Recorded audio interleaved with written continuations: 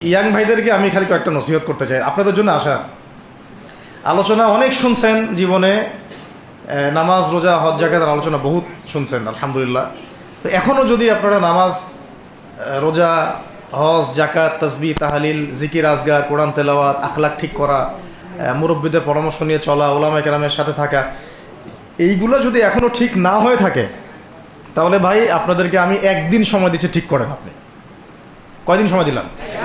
একদিন সময় দিচ্ছি, আপনি ঠিক করে নেন, সব নামাজ ঠিক করে নেন, নিজের গুনাহের জন্য তওবা করেন, হারাম রিজিক থাকলে ছেড়ে দেন, পরিবার না গড়ে থাকলে পরিবার গড়েন, তারপরে রিজিকে হারাম থাকলে ছাড়েন, আপনার সন্তানকে মানুষ করেন, মুহাক্কিক বরেণ্য আলেমদের সোহবতে থাকেন, ওলামায়ে কেরামের সাথে থেকে হাত শক্তিশালী করেন, মাদকের সাথে থাকলে ছাড়েন, গান বাজনার সাথে থাকলে ছেড়ে দেন, যত কবিরা গুনাহ সব ছাড়েন, ছেড়ে নিয়াত করেন যে আগামী যদি আমি 10 বছর বাঁচি 10 বছর, 20 বছর বাঁচলে 20 বছর, 100 বছর বাঁচলে 100 বছর আল্লাহর জন্য ঢেলে দিব ইনশাআল্লাহ।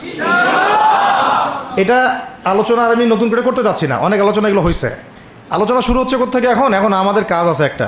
আমাদের কাজ 1 নম্বর কাজ হচ্ছে এখন পরিবর্তিত বাংলাদেশে কোনো ভারতীয় দালালকে আর জায়গা না দেওয়া, একদম সাফ কথা।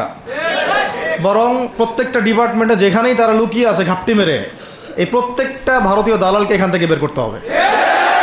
এটা আমি একা বললে আমি পারবো না, আপনি একা বললে আপনি পারবেন না। প্রত্যেকটা এই বয়ানের জায়গা, মিনবর, খুতবা, ওয়াজ মাহফিলের প্যান্ডেল, আমাদের রাজনৈতিক দলগুলো, আমাদের ইসলামপন্থী দলগুলো যেগুলো আছে, সবার ইমারত থেকে আওয়াজটা আসতে হবে। কারণ এরা যদি আর একটা বার সুযোগ করতে পারে, না থাকবে আপনার দেহ আর না থাকবে আপনার মাথা। মানে এখনই তো আপনাকে হুমকি দিচ্ছে, যে কোনো সময় একটা একটা করে গুপ্ত হত্যা করবে এরা।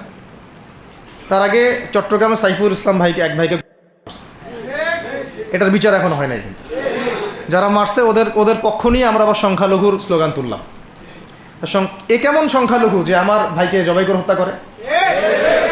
হ্যাঁ, সংখ্যালঘু নির্যাতন তো হচ্ছে ভারতের এক একটা মসজিদ তারা ভাঙতেছে এখন। এটা একটা লক্ষণ। আস্তে আস্তে ওর মানচিত্র মসজিদের মতোই ভেঙে খান হয়ে যাবে ইনশাআল্লাহ। এরা যেমন অখণ্ড ভারত চায়, আমরাও অখণ্ড ভারতই চাই। আমরা চাই অখণ্ড ভারত হবে কালিমা লা ইলাহা ইল্লাল্লাহ মুহাম্মাদুর রাসূলুল্লাহ। আপনারা তো মনে করেন যে ভারত আমাদেরকে ঘিরে রাখছে, তাই না? আসলে ভারতকে আমরা ঘিরে রাখছি।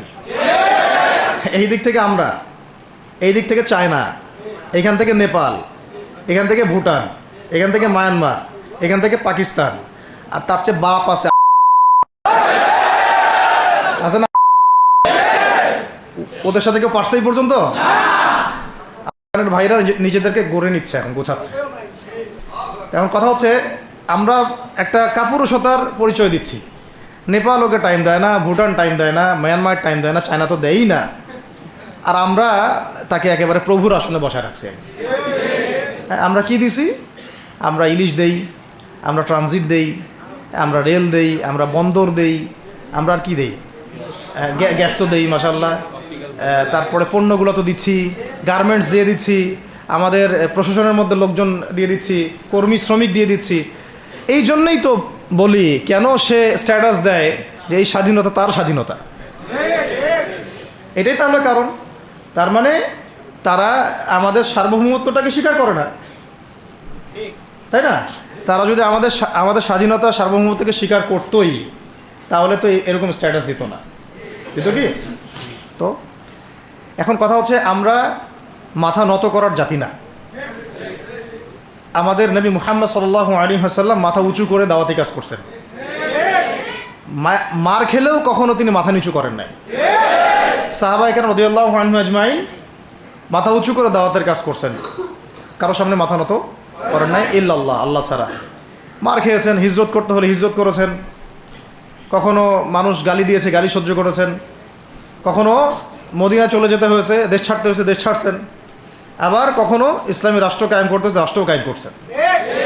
জিহাদ করার দরকার, জিহাদও করছেন, কেতালের দরকার, কেতালও করছেন, আস্তে আস্তে মক্কা বিজয় করছেন, করেন নাই? সিরাত পড়তে হবে, সিরাতের ধারাগুলো আমাদেরকে বুঝতে হবে। এখন আমরা তো তার উত্তরসূরি, আমরা তাদের উত্তরসূরি। প্রথম কথা হচ্ছে আমরা আমাদের নতজানু মনোভাবটাকে আগে ত্যাগ করতে হবে, 1 নাম্বার। আর অতীতের জীবনের যে ভুল ত্রুটিগুলো দ্রুত সংশোধন করতে হবে। মানে এখন আর আমাদের হাতে অনেক লম্বা সময় আছে এমন না বিষয়গুলো।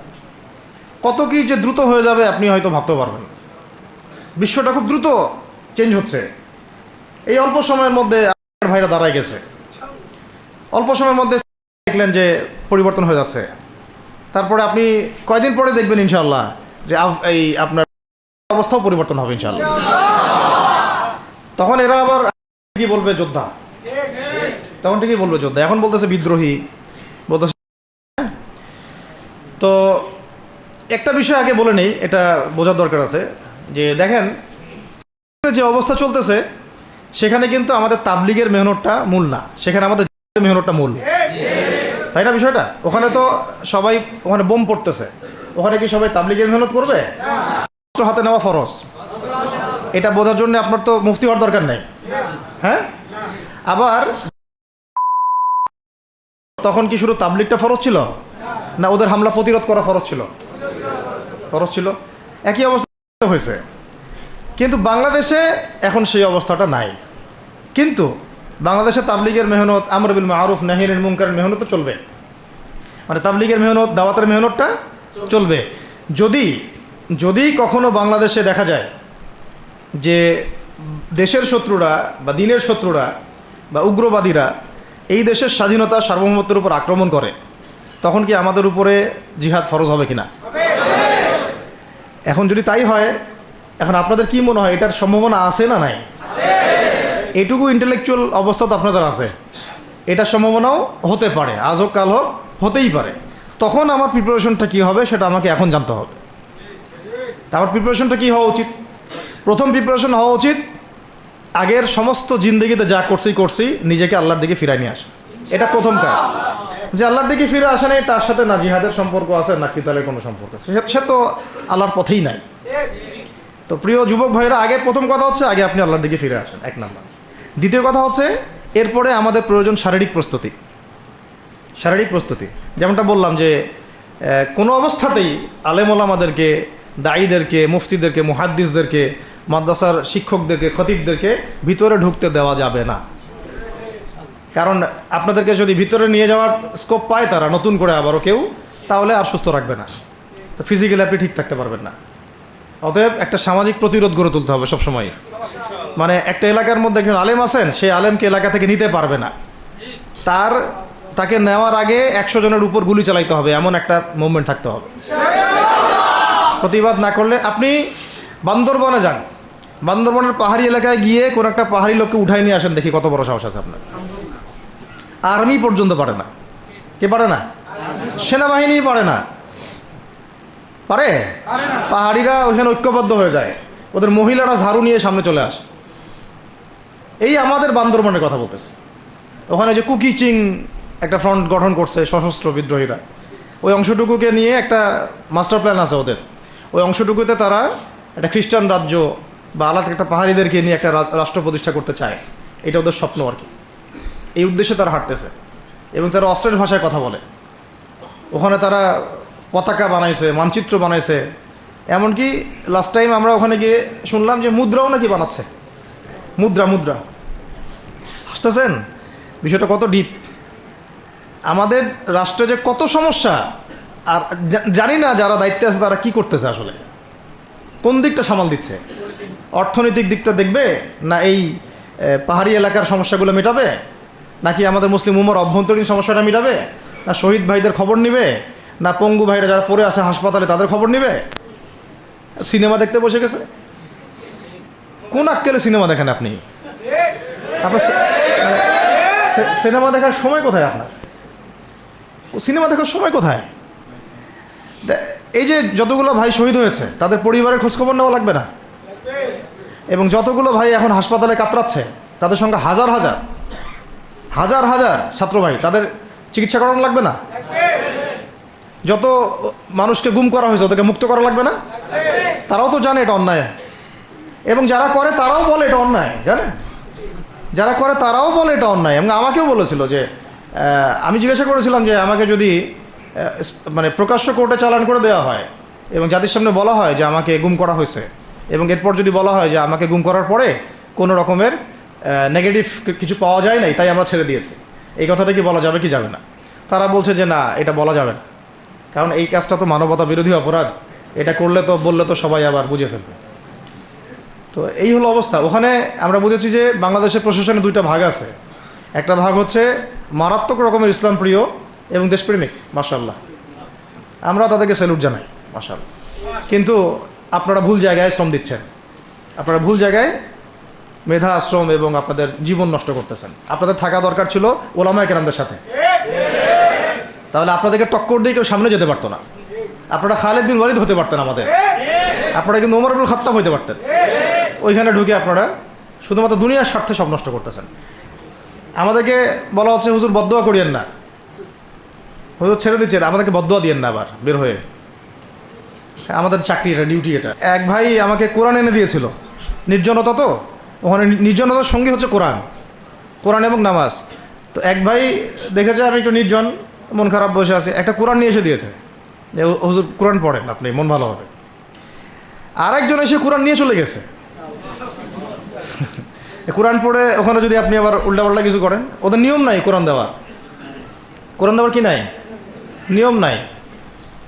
তো এই হলো অবস্থা। কথা হচ্ছে যে এই ভাইদেরকে মুক্ত করাও তো তাদের কাজ ছিল। যে ওলামায়ে কেরামদের একজনের উপরে 3টা 4টা 5টা 10টা করে মামলা এখনো ঝুলতেছে, তাদেরকে মুক্ত করা উচিত ছিল না? আর এই পুরো জুলুমের পিছনে যত জালেম ইনভলভ ছিল তাদেরকে আইডেন্টিফাই করে ভিতরে ঢুকানো উচিত ছিল না? হয়েছে সব কিছু? তো এই জিনিসগুলোর মধ্যে অনেক গ্যাপস আছে। এগুলো যদি এভাবে চলতে থাকে তাহলে আগামীতে আমরা যারা ইসলামিক রাজনীতি করব বলে চিন্তা করতেছি বা ইসলামকে রাষ্ট্র ক্ষমতায় নিতে চাই, আমরাও কিন্তু বেগ পাবো, আর ভালো রকমের বেগ পাইতে হবে। আর বিগত সময় আমরা অনেক ভুল করছি, যেমন মন খারাপ করেন না, এগুলো আমরা ভুল করছি এই যে আমরা সেকুলারদেরকে অনেক বিশ্বাস করে ফেলছি, ওদের সাথে জোট করতে গেছি, ঠিক আছে, ওদেরকে আমরা ভাই বোন করার চেষ্টা করছি। আসলে এদের সাথে আর কাফেরদের সাথে কোনো পার্থক্য নেই। সেকুলারিজমে যারা আছে আর কুফার যারা, এদের মধ্যে কোনো পার্থক্য নাই। ওই কালিমা পড়া না পড়ার পার্থক্য, তো বাকি আপনার পিঠে ছুরি এরাও মারবে ওরাও মারবে। আর আমি ছোট মানুষ, ছোট জায়গা থেকে বলতে চাই যে আমাদের যে ওলামায়ে কেরামগণ মাঠে আছেন, যে রাজনৈতিক দলগুলো আপনারা মাঠে আছেন, এবার আপনারা কোনো রুটির টুকরার জন্য লড়বেন না, এবার পুরা রুটি নিয়ে লড়বেন। প্রত্যেক আসনে প্রার্থী দিবেন আপনারা, যেহেতু এর বাইরে সিস্টেম, এখন অন্য সিস্টেমে যাওয়ার সুযোগ হচ্ছে না, তাহলে পুরা রুটিটার জন্য লড়তে হবে আপনাদের। আমাদের টার্গেট হচ্ছে এখন একটা ইসলামপন্থী সরকারকে রাষ্ট্র ক্ষমতায় নিয়ে যাওয়া, এটা আমাদের এখন প্রধান টার্গেট। এখন আমাদের এজেন্ডা স্পষ্ট, কোনো গোপন এজেন্ডা নাই আমাদের। কি নাই? কোনো গোপন এজেন্ডা নাই। আমরা চাই বাংলাদেশে এখন একটা ইসলামপন্থী রাষ্ট্র ব্যবস্থা গড়ে উঠুক, ইসলামপন্থী সরকার শাসন ক্ষমতায় আসুক। এটার জন্য আপনাদের সবার ভূমিকা আছে না? কেউ কথা দিয়ে ভূমিকা রাখবেন, কেউ লিখবেন, কেউ বলবেন, কেউ যেভাবে হোক আপনাকে ভূমিকা তো রাখতেই হবে। কারো বসে থাকার সুযোগ নেই এখন আর। এই রাষ্ট্রটাকে ইসলামিক রাষ্ট্র হিসেবে গড়ার দায়িত্ব এখন সবার কাঁধে আসছে। আমরা আমাদের জায়গা থেকে বলতেছি, বাকি কাজ কিন্তু আপনাদেরকে করতে হবে। আল্লাহ পাক করার তৌফিক দান করেন। আর ইসলামপন্থী ভাইদের আপোষের যে দূরত্ব, এটা কমায় ফেলতে হবে। এই দূরত্ব রাখা যাবে না। ইখতিলাফ আছে থাক, যদি আকীদাগত মৌলিক কোনো পার্থক্য না থাকে, আমরা তো ভাই ভাই নাকি? আমাদের চেয়ে কি মানে সেকুলার আমাদের বেশি বড় ভাই? আমাদের চেয়ে কি যে নাস্তিক মুরতাদের আমাদের বড় ভাই? কমিউনিজমে যারা আছে ওরা আমাদের বড় ভাই? না এই গণতন্ত্রপন্থী যারা একবারে কট্টর, ওরা আমাদের দিনী ভাই নাকি? আমাদের তো ভাই, সোজা কথা হচ্ছে ইন্নামাল মুমিনুনা ইখওয়া, ইন্নামাল মুমিনুনা, মুমিন যারা, মুমিন ভাই, মুমিনে কি ভাই, খালাস। আল মুসলিম ওয়া আখুল মুসলিম, মুসলিমের ভাই মুসলিম, খালাস, এইটুক। মুসলিম আমার ভাই, মুসলিম আমার ভাই। এখন যারা এদেশের রাষ্ট্র ক্ষমতায় ইসলামকে চায় না, তারা আমাদের ভাই না। সে যে কোনো নামেই আসুক, এক্স ওয়াই জেড, দেখার দরকার নেই। এক্স নামে আসুক, ওয়াই নামে আসুক, জেড নামে আসুক, যারা রাষ্ট্র ব্যবস্থা ইসলামকে চায় না তারা আমার ভাই, খালাস, সোজা কথা। এবং রাষ্ট্র ব্যবস্থা ইসলাম চায় যে ভাইরা আমাদের, ওই ভাইদেরকে একসাথে থাকতে হবে। আল্লাহর কসম করে বলতেছি, ইনশাআল্লাহ যদি এই ভাইরা আমরা একসাথে থাকতে পারি, এর সাথে আমরা দায়ীরা, তালেবে ইলমরা এবং আপনারা তো যুব সমাজ আছেন, আমাদেরকে টক্কর দিয়ে বাংলাদেশের রাষ্ট্র ক্ষমতায় কেউ যাইতে পারবে না ইনশাআল্লাহ। সবাইকে ভূমিকা রাখতে হবে। এখন অন্য আলোচনা চেয়ে এই আলোচনাটাই বেশি দরকার। অন্য আলোচনা অনেক শুনছেন জীবনে, এখন বাংলাদেশে দরকার একটা ইসলামপন্থী রাষ্ট্র ব্যবস্থা, এর বাইরে কোনো আলাপ নাই এখন। এটা প্রতিষ্ঠা করার জন্য কি করতে হবে সেটা ফিকির করে না। তো কি করতে হবে বলেন? প্রথম কথা হচ্ছে আমাদেরকে আগে বৈশ্বিক জালেমদেরকে চিহ্নিত করতে হবে। পুরো বিশ্বে কারা জালেম এটা কি চিন্তা করা বাকি আছে? পুরো বিশ্বের সবচেয়ে বড় জালেম যে সবচেয়ে বড় জালেম এটা চিন্তা কি আপনার বাকি আছে? এই কথা বলতে যে ভয় পায় তার তো নবীর ওয়ারিস হওয়ার দাবি করার উচিত না। এটা খোলামেলা, এটা সবাই জানে। সারা বিশ্বের জুলুমের কারখানা হচ্ছে, মানুষ ত্রাণ নিতে গেলে পর্যন্ত সেখানেও মানুষ হত্যা করছে। আমরা এটা দেখার মতো আর সাহসী নাই। অনলাইনে এগুলো আমাদের দেখতে গেলে যে বাচ্চাদের অবস্থাগুলো আমাদের চোখের সামনে আসে, আমি স্কিপ করে চলে যাই। হয়তো কতটুকু দোয়া করতে পারি আল্লাহ ভালো জানে। দোয়া করে কি করব? আমার দোয়ার তো তার দরকার নাই। আমার দোয়ার তার কি দরকার আছে? আমাদের মতো পাপী মানুষের দোয়া দিয়ে তার কি হবে? এখানে তো স্পষ্ট যে পুরো বিশ্বের জালেমের শক্তির কেন্দ্রস্থল কোনটা, সেখান থেকে সব মাস্টার প্ল্যান হচ্ছে। আর যদি ওই কোনো সেবা দাসকে আমরা ক্ষমতায় নিয়ে আসি, আমাদের ভুল হবে না? ছাত্র ভাইরা এই ভুলটা করছে, ছাত্র ভাইরা ভুলটা করছেন, কারণ আপনাদের দিনের জ্ঞানের বুঝের কারণে করছে, বুঝের অভাবের কারণে করছে। ঠিক আছে, ঠিক আছে, এখন যে মানে সম্ভাবনা শেষ হয়ে গেছে এমনও না। আর এখন সবাই প্রতিবাদের ভাষায় কথা বলতে পারে। একটা রেভলিউশন ঘটানোর মতো সিচুয়েশন বাংলাদেশে আছে। অন্তত পক্ষে আমাদের ভাইদের মধ্যে আমরা দেখেছি, ছাত্র ভাইদের মধ্যে সাহস তো মাশাআল্লাহ অবশ্যই আছে, ডেডিকেশন আছে, জীবন দেওয়ার মানসিকতা আছে। তাদেরকে খালি নার্সিং করতে হবে, জীবনটা যেন ভুল পথে না যায়। এখন আবু সাঈদের রক্তের উপর দাঁড়ায় যদি কোনো সেকুলার ক্ষমতায় আসে, তাহলে এটা আবু সাঈদের রক্তের সাথে গাদ্দারি হচ্ছে। এই মুগ্ধদের রক্তের উপর সিঁড়ি বানায় যদি কোনো জাতীয়তাবাদীরা আর ওই সেই গণতন্ত্রপন্থীরা, ওই ইসলামের দুশ্মনরা, ওই ভারতের দালালরাই যদি ক্ষমতায় আসে, তাহলে এটা ওদের রক্তের সাথে গাদ্দারি হচ্ছে। এই গাদ্দারির মাফ হবে না। এইটা পলাশির যুদ্ধের চেয়ে বড় মীর জাফরি হয়েছে, এটা ৭১-এর চেয়ে বড় রাজাকারী হয়েছে।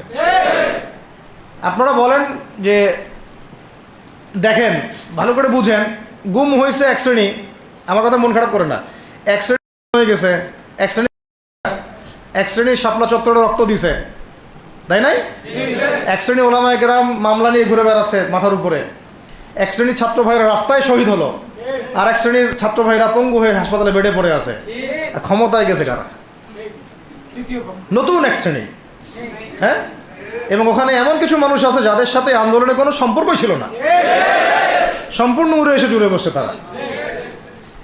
তাহলে এখানে ইসলামিক রাজনৈতিক দলগুলোকে সামনে রাখা যাইতো, তাদের থেকে তো উপদেষ্টা একটাও নেয় নাই। জামাত ইসলাম থেকে একটা উপদেষ্টা নিছে কিনা? হেফাজত ইসলাম থেকে কোনো উপদেষ্টা নিছে কিনা? আমাদের চরমনায় থেকে একটা উপদেষ্টা নিছে কিনা বলেন? তার মানে রাষ্ট্র গঠনে আমাদের কোনো ভূমিকা নাই না। আমাদেরকে বুঝাইছে যে আপনারা পরে আসেন, ইলেকশন দিব, তখন আপনারা ইলেকশন লইলেন। ইলেকশন সে কবে দেয় সেটাও দেখেন, আদৌ দেয় কিনা সেটাও দেখেন। কাকে বিশ্বাস করবেন আপনি? বিশ্বাসটা করবেন কাকে? যখন মোস্তফা সরোয়ার ফারুকের মধ্যে একজন উপদেষ্টা হচ্ছে, বিশ্বাসটা আপনি করবেন কাকে? সারা জীবন মানুষকে পরকীয়া শিখাচ্ছে, তার কোন যোগ্যতায় সে উপদেষ্টা হচ্ছে? আচ্ছা, একটা কাজ করেন, এটা উপদেষ্টা করার জন্য একটা পরীক্ষা নেন না, দেখি বিসিএস এর মতো, দেখেন না এরা পাশ করে কিনা। অথবা আপনি একটা কাজ করেন, ইসলামিক সেন্সের পরীক্ষা নেন, দেখেন কোরআন তেলাওয়াত করতে পারে কিনা। কিসের ভিত্তিতে হলো? তো এই যে এই সমস্যাগুলো থেকে গেছে, তারপরেও যা হয়ে গেছে হয়ে গেছে। এখন আমাদের যেটা কথা সেটা হচ্ছে, আমরা তো আর কোনো বিদ্রোহে যেতে চাই না, আমরা যে শান্তিপূর্ণভাবে ইসলাম প্রতিষ্ঠা করতে। কিন্তু প্রয়োজনে যদি তারা মানে আমাদের উপর জুলুমের ভাষা বেছে নেয়, তাহলে আমরা অবশ্যই এবার প্রতিবাদের ভাষা বেছে নেব ইনশাআল্লাহ। এই জন্য সবার আগে জরুরি হচ্ছে যুবকদেরকে এক কাতারে থাকা, ইসলামপন্থী ভাইদের সাথে থাকা, ইসলামী সংগঠনের সাথে থাকা, এবং নাম XYZ যেটাই হোক না কেন, নাম XYZ হতে পারে, আপোষে ভাই ভাই হয়ে থাকা।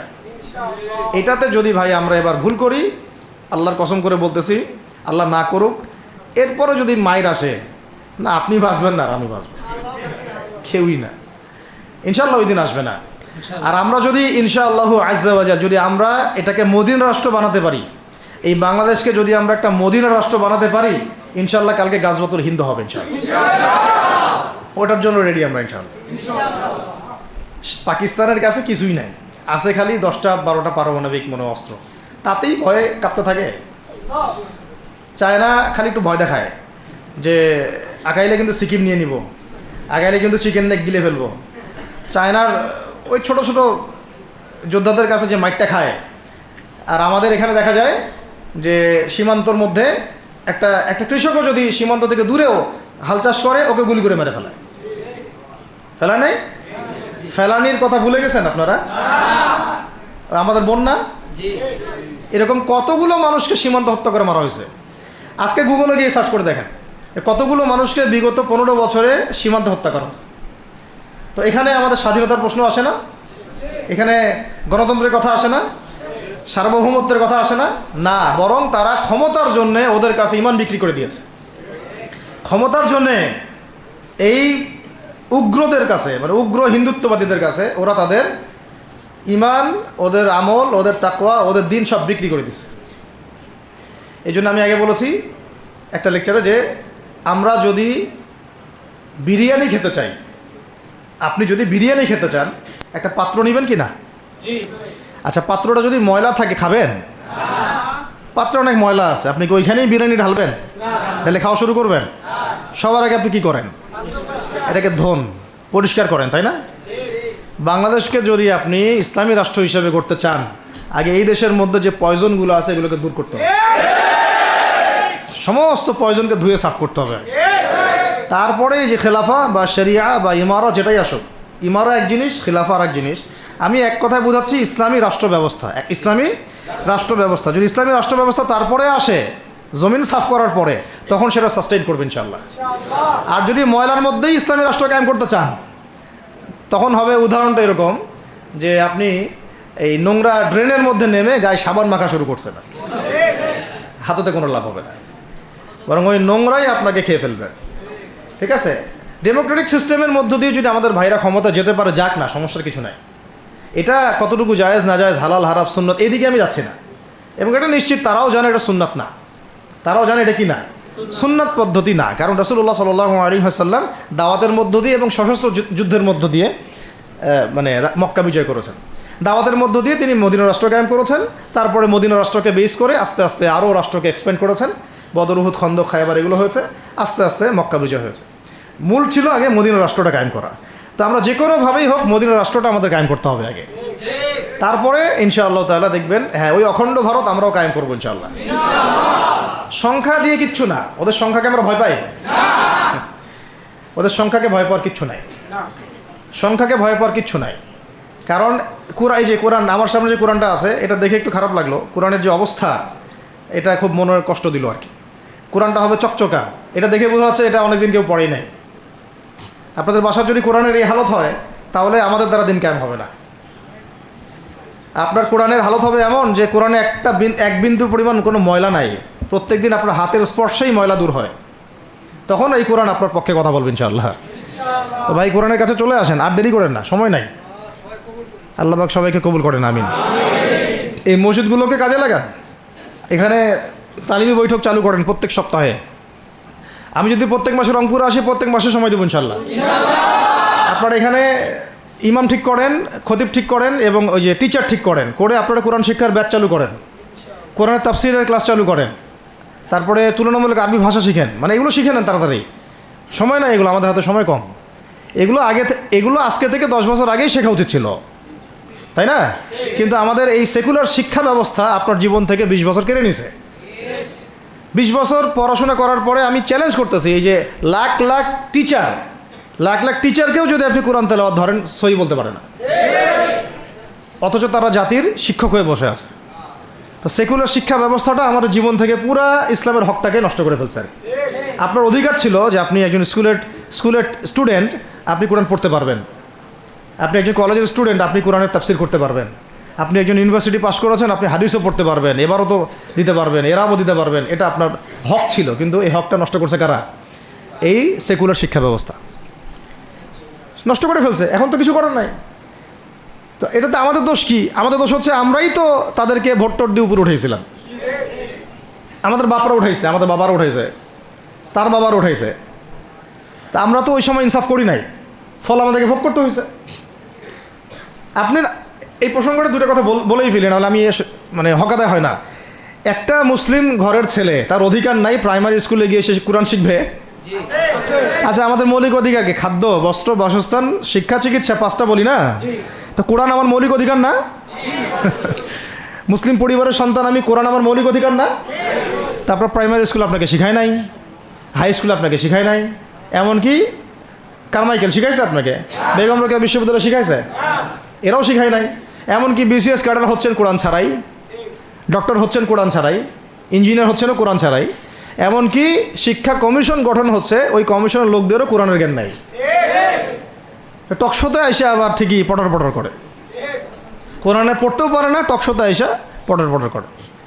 এই তো বিগত 10 বছর তো টকশোর বছর ছিল, খালি টকশো, দেখেন নাই?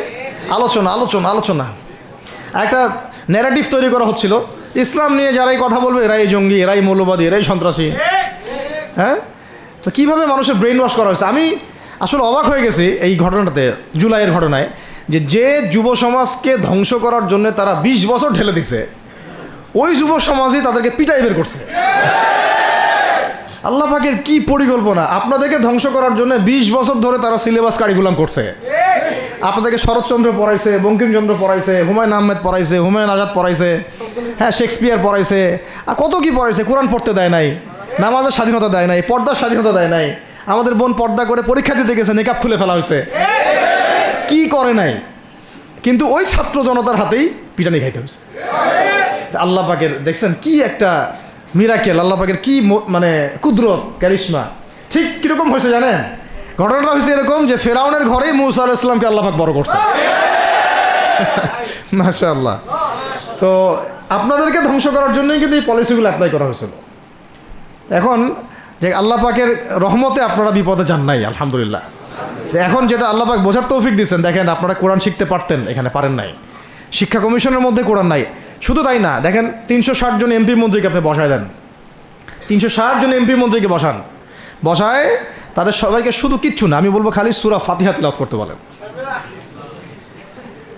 পারলে শুধু মমতাজ পারতে পারে নাকি? কারণ তার তো বুখারী মুসলিম সিয়াসিটা পড়া আছে, ওটা পড়া ছিল আর কি, এটা পড়া ছিল, তো হয়তো সে পারতে পারে না, পারলে তো ভালো, খারাপ কিছু না, ঠিক আছে। তো বাকি কেউ কিন্তু পারে না। আর বেশি দেন না, অল্প না, ঠিক আছে, শেষ করতেছে। তো এখন প্রিয় ভাইরা, এখন কথা অনেক হয়ে গেছে। মূল কথা হচ্ছে যে আমাদেরকে এখন একটা নতুন উদ্দেশ্য নিয়ে, টার্গেট নিয়ে, একটা মিশন নিয়ে আগামীকাল থেকে পথ চলতে হবে ইনশাআল্লাহ। প্রথম গন্তব্যটা কি? আমরা বাংলাদেশকে একটা মদিনা রাষ্ট্র কায়েম করতে চাই। সেটা যদি করতেই হয় তাহলে আমাকে কার আদলে করতে হবে, কার সুন্নতে করতে হবে? নবী মুহাম্মদ সাল্লাল্লাহু আলাইহি ওয়াসাল্লামের তরিকায়। এবং তার তরিকার প্রথম কাজটাই হচ্ছে আগে ইলম শিখতে হবে। কি শিখতে হবে? এই মসজিদগুলোকে কাজে লাগান, মাদ্রাসাগুলোকে কাজে লাগান। এবং 2 নম্বর হচ্ছে ইলম একা একা শেখা যাবে না। ইলম একা একা শেখা যাবে না। 20 বছর তো আপনি একা পড়াশোনা করেন নাই, প্রতিষ্ঠান ছিল, ওস্তাদ ছিল, তাই না? টিচার ছিল, আপনার একাডেমিক কারিকুলাম ছিল। ঠিক ওইরকমই দিনের ইলমও একা একা শেখা যাবে না, ওস্তাদ লাগবে। এবং আলহামদুলিল্লাহ আমাদের বাংলাদেশে ওস্তাদদের অভাব নাই, আলহামদুলিল্লাহ।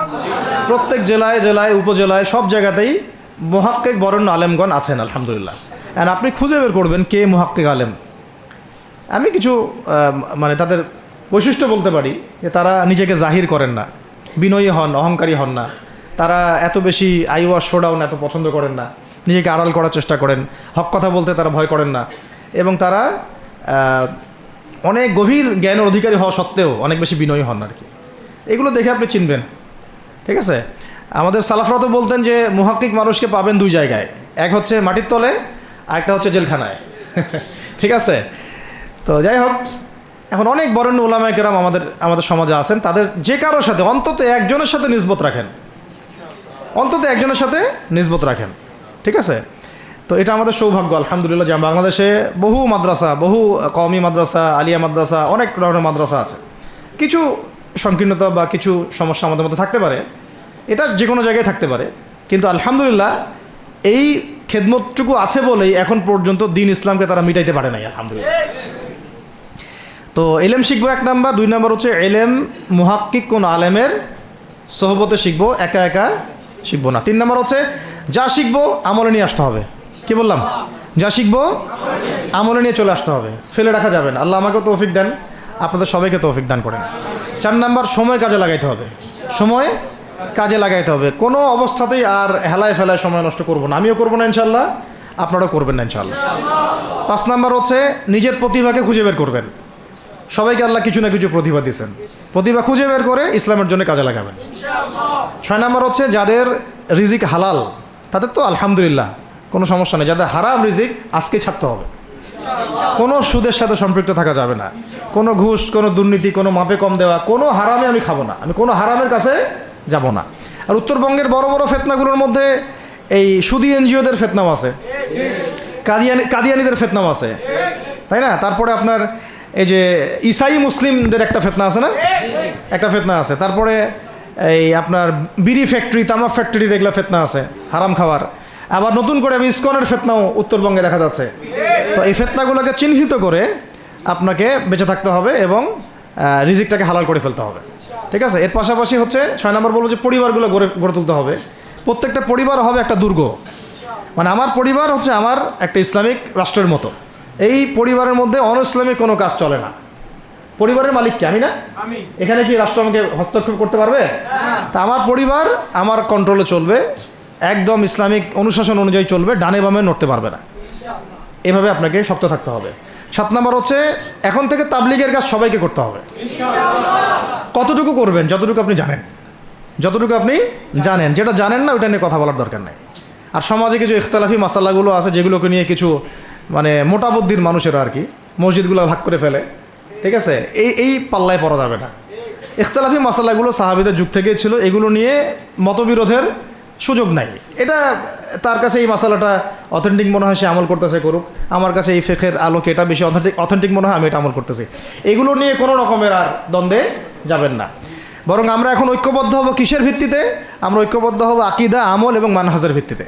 আমাদের আকীদা আহলুস সুন্নাহ ওয়াল জামাআর আকীদা থাকবে, আমল থাকবে সাহাবীওয়ালা আমল, এবং মানহাজ থাকবে আমরা সালাফদের আদলে বাংলাদেশে দিন কায়েম করতে চাই, বাস খালাস। আর যারা দিন কায়েমের কথা বলবে না ওদের সাথে আমার ঐক্য হবে না। কি হবে? দিন কায়েমের কোনো ফিকির নাই, তার সাথে আমার ঐক্য হবে কীভাবে? তার ফিকির আছে শুধু মসজিদ নিয়ে আর অন্য কিছু নিয়ে, তার দল নিয়ে বা তার মানে আরও তো আছে অনেক কিছু আর কি, এগুলো নিয়ে। তো ওইগুলো বাদ দিলাম। এই আমর বিল মারুফের কাজ সবাইকে করতে হবে এবং একই সাথে সবাইকে এখন থেকে প্রতিবাদী হতে হবে, অন্যায়ে নিষেধ করতে হবে। এলাকায় অন্যায় হতে দিবেন না আপনারা। এলাকার মধ্যে জুয়া খেলবে কেন? আপনারা প্রতিবাদী হবেন। এখানে গাঁজা খাবে কেন? আপনি প্রতিবাদী হবেন। মাদকের আকারা হবে কেন? আপনারা প্রতিবাদ করবেন। এখন তো আপনি পুলিশ প্রশাসনের অপেক্ষায় বসে থাকার সময় নাই তো এখন আপনার। একজন নেককার, মুত্তাকি, পরহেজগার মানুষ প্রত্যেকটা এলাকায় থাকা দরকার। আপনাদের মধ্যে একটা জামাআ বা কমিউনিটি থাকা দরকার, মানে একটা অ্যাসোসিয়েশন থাকা দরকার যারা ওই এলাকাকে সংস্কারের কাজ করবে ইনশাআল্লাহ। অথবা বৃহত্তর সংগঠন যেগুলো আছে বাংলাদেশে তাদের অঙ্গ সংগঠন হিসেবে আপনারা কাজ করতে পারেন। আল্লাহ পাক তৌফিক দান করেন। মানে একটা চেইন অফ কমান্ড গড়ে তুলতে হবে দেশব্যাপী। এটা অলরেডি আছে এবং নতুন করেও যদি কেউ চায় যে আমি কিছু অ্যাসোসিয়েশন করব যেটা আমর বিল মারুফের কাজ করবে, নাহিয়ানিল মুনকারের কাজ করবে, তাহলে এটা করতে পারেন ইনশাআল্লাহ। আর এর সাথে আমি বলবো যে আমাদের জান, মাল, সময়, শ্রম, কটা কথা বললাম? জান, মাল, সময় এবং শ্রম। জান, আমাদের মাল, আমাদের সময়, আমাদের শ্রম, এই 4টা জিনিসকে আল্লাহর জন্য ওয়াকফ করে দিতে হবে। দুনিয়াতে মুসাফির আমরা, দুনিয়াতে কি আমরা? মুসাফির। আমাদেরকে পাঠানোই হয়েছে আল্লাহর ইবাদত করার জন্য। এবং শুধু একা ইবাদত করবো কেন? আমি কি স্বার্থপর? আমার পরিবারটাও করতে হবে।